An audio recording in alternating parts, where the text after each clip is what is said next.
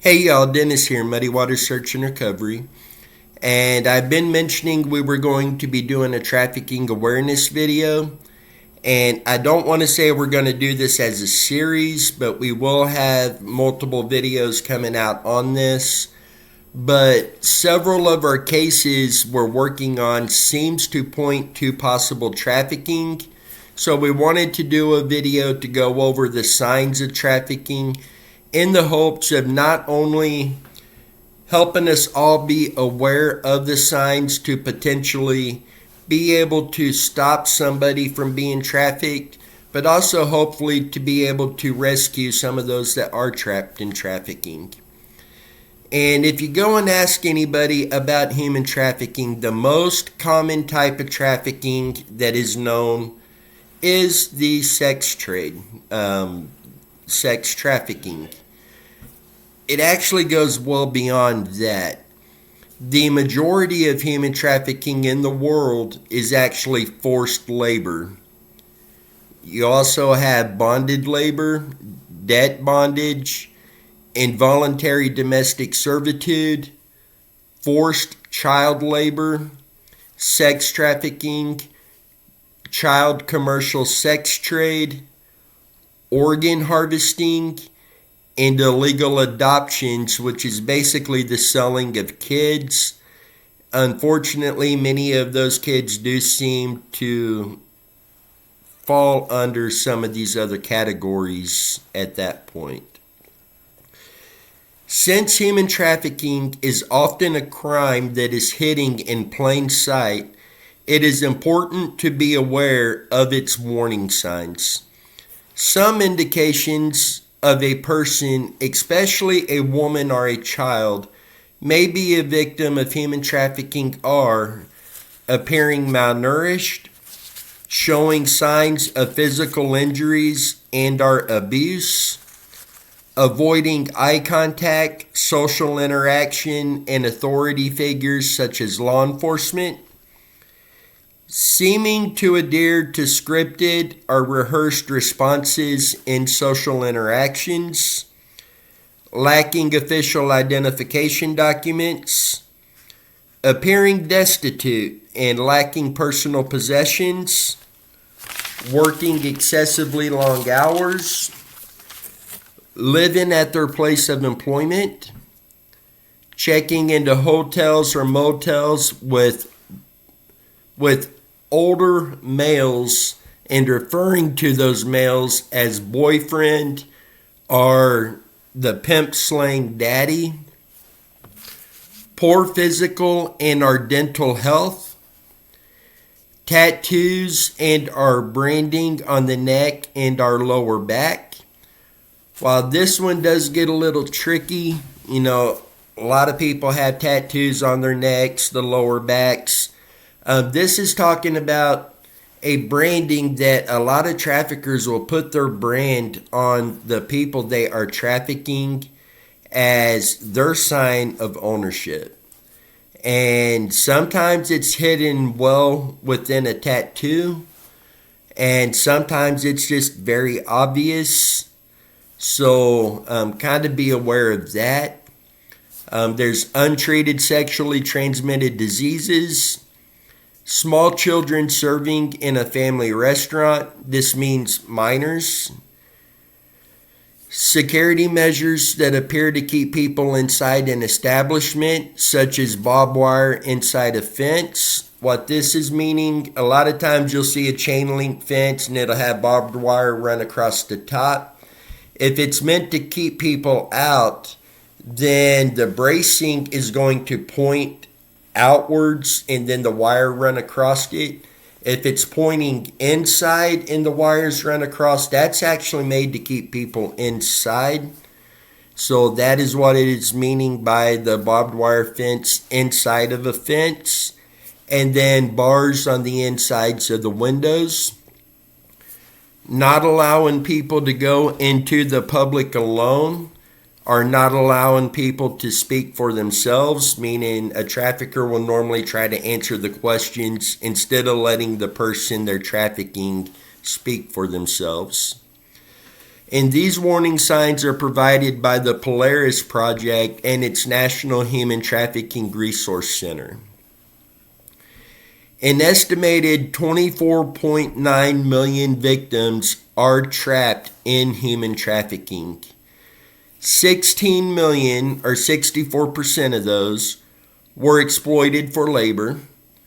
4.8 million, or 19% of those, were sexually exploited, and 4.1 million, or 17%, were exploited in state-imposed forced labor.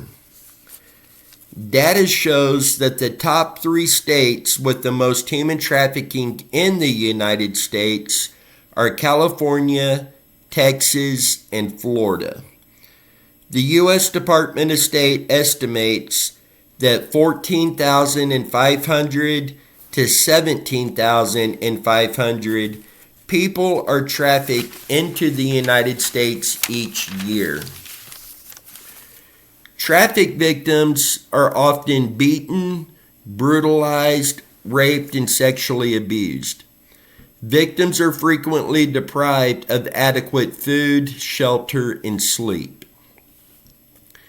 Human traffickers get their victims through the use of physical force, threats, psychological manipulation, and other tactics. The average age, and this one surprised me, the average age for registered victims of human trafficking is 27 years old. I personally expected this to be a lot younger, more in the early teens. So this really surprised me, but the average age for registered human victims of human trafficking is 27 years old, and half of all of the registered victims of human trafficking, their age ranges were between 19 and 33 years of age. There is a slight spike in the age of 0 to 1 years old due to the number of children that are being born into trafficking. According to the United States State Department, the top 3 nations in the world of origin for victims of human trafficking are the United States, Mexico, and the Philippines. Human traffickers lure people into trafficking by manipulating and exploiting vulnerabilities. They prey on people hoping for a better life. They lack employment opportunities. They have an unstable home life, or they have a history of sexual or physical abuse. While not an exhaustive list, these are some key red flags that could alert you to a potential trafficking situation. Is a person living with their employer? Is this person living in poor living conditions? Are there multiple people in a cramped space or living in a cramped space? Do you have the ability to speak to the individual alone without somebody else having to be present or somebody else speaking for that person? Do their answers appear to be scripted or rehearsed? Is their employer holding their identification documents? Are there signs of physical abuse? Does this person seem submissive or fearful of an individual? Are they unpaid or paid very little? And are they under 18 years of age and in prostitution? Assuming you have the opportunity to speak with the potential victim privately and without jeopardizing the victim's safety because the trafficker is watching, here are some sample questions to ask to follow up on the red flags that you become alerted to. Can you leave your job if you wanted to? Can you come and go as you please? Has your family been threatened? Do you live with your employer? Where do you eat and sleep? Are you in debt to your employer? Do you have identification or a passport? If not, who has that information? If you believe you have identified someone still in a trafficking situation, please notify law enforcement immediately. It may be unsafe to attempt to rescue the traffic victim on your own. Typically,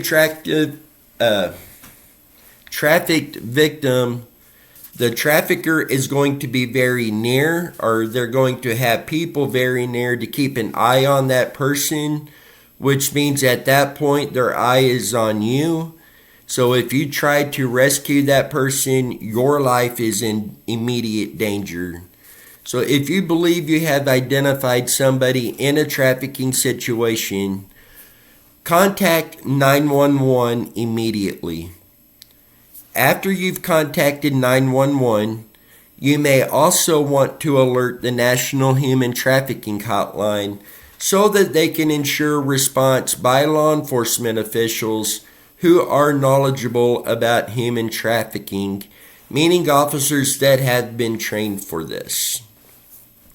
And if you or someone you know is a victim of human trafficking, please contact the National Human Trafficking Hotline at 1-888-373-7888. That number will be down in the video description. This is a national 24-hour, toll-free, multilingual anti-trafficking hotline. You can report a tip, connect with anti-trafficking services in your area, or request training and technical assistance, general information, or specific anti-trafficking resources. Again, that number will be down in the video description. And this is, like I said, one of many episodes we will be doing on this as we go down the road. We do have several cases where trafficking is a huge possibility within those cases. And we just wanted to make sure that we are all being aware of the signs and warning signs of trafficking. With that, if you have any information on this, if you have any thoughts, concerns, questions, etc., please reach out to me. My contact information will be down in the description as well. Or comment your thoughts on this. And with that, until next time, you guys stay safe, and we'll catch you down the road.